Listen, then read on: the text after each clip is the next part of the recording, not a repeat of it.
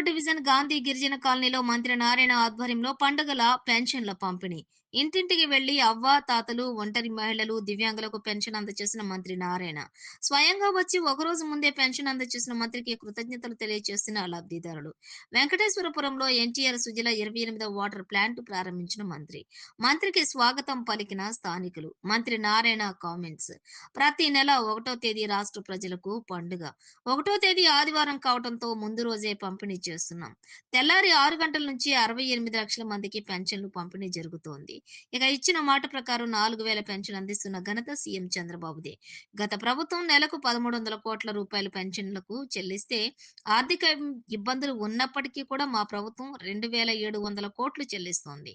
18 నెలల్లో 53,000 కోట్ల పెన్షన్లకు చెల్లించినటువంటి గొప్ప నాయకుడు ముఖ్యమంత్రి చంద్రబాబు నాయుడు అన్నారు. ఇక భారతదేశంలో ఎక్కడా కూడా పెన్షన్లు ఇంత మొత్తంలో ఇవ్వటం లేదన్నారు. జిల్లాలో 2,90,582 మందికి 126 కోట్ల రూపాయల పెన్షన్ పంపిణీ చేస్తున్నాం.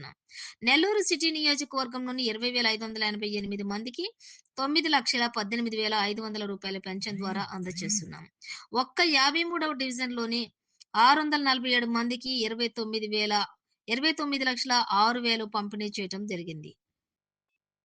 ఇక మాటకు కట్టుబడి ముఖ్యమంత్రికి పెన్షన్దారులు కృతజ్ఞతలు తెలిపారు. రాష్ట్రంలో ఒకే రోజు 99% పెన్షన్లు పంపిణీ జరుగుతోంది. 2014లో ఎన్టీఆర్ సుజల ప్రారంభించాము. సిటీలో రోజుకు 3 లక్షల లీటర్ల మినరల్ వాటర్ సప్లై చేయటమే లక్ష్యం.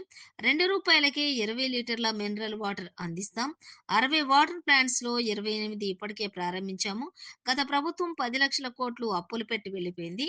ఆర్థిక పరిస్థితి బాగలేకున్నప్పటికీ సీఎం కున్నటువంటి అపార అనుభవంతో హామీలు అమలు చేస్తున్నారన్నారు. కూటమి ప్రభుత్వం ఎన్నికల్లో ఇచ్చిన హామీల్లో 90% పూర్తయ్యాయి. అభివృద్ధి, సంక్షేమం రెండు కళ్లుగా ముందుకు సాగుతున్నామని మంత్రి నారాయణ మీడియాతో అన్నారు.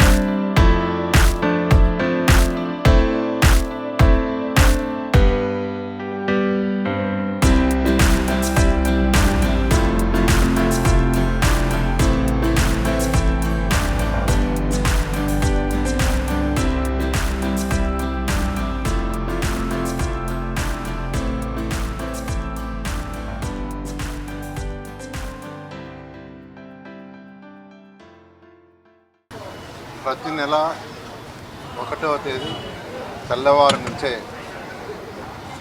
అవ్వాతాతలకు వికలాంగులకు పెన్షన్స్ వాళ్ళు ముఖ్యమంత్రి గారు ఆదేశించారు. దాని మీద రాష్ట్రంలో ఉన్న ప్రజాప్రతినిధులు కావచ్చు, అధికారులు కావచ్చు తెల్లవారు నుంచి ఇస్తున్నారు. గత ప్రభుత్వం కేవలం నెలకి 1,1300 కోట్లు మాత్రమే ఇస్తే ఈ ప్రభుత్వం ఆర్థిక ఇబ్బందులున్న 2,700 కోట్లు ఇస్తుంది. అంటే గత ప్రభుత్వం ఇచ్చిన దానికంటే మోర్ దెన్ డబుల్.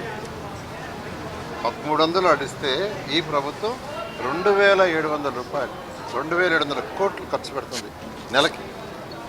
ఇంతవరకు తీసుకుంటే మొత్తం ఈ ప్రభుత్వం వచ్చినప్పటి నుంచి 53,000 కోట్ల రూపాయలు ఖర్చు పెట్టారు పెన్షన్స్.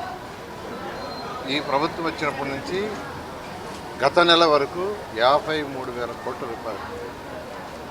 ఈరోజు నెల్లూరు జిల్లా తీసుకుంటే నెల్లూరు జిల్లాలో 2,90,582 మందికి 126 కోట్లు యాక్చువల్గా జిల్లాలో ఇస్తున్నారు.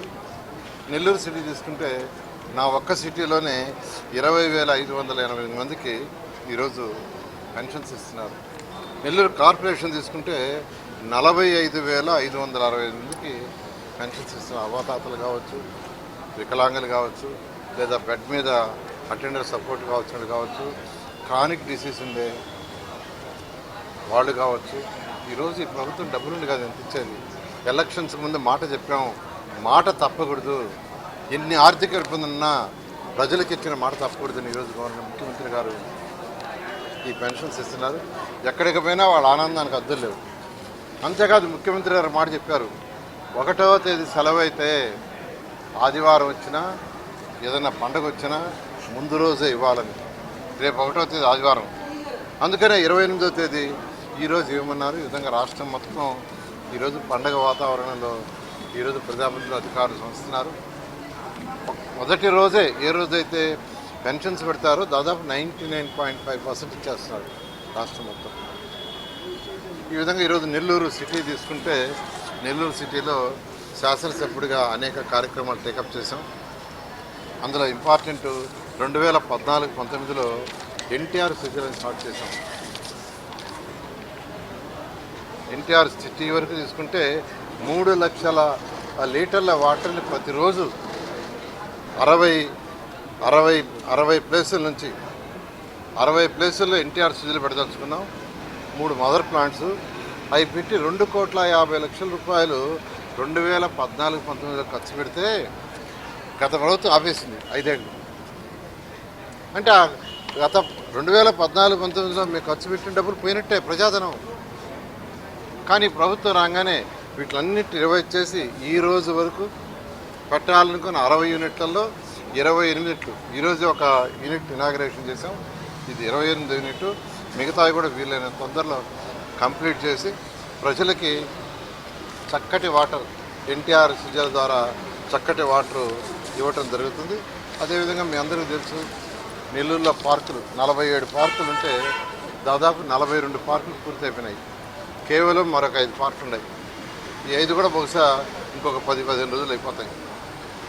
అవి అయిపోతే మరొక 2 పెద్ద పార్కులు కూడా టేకప్ చేస్తున్నాం.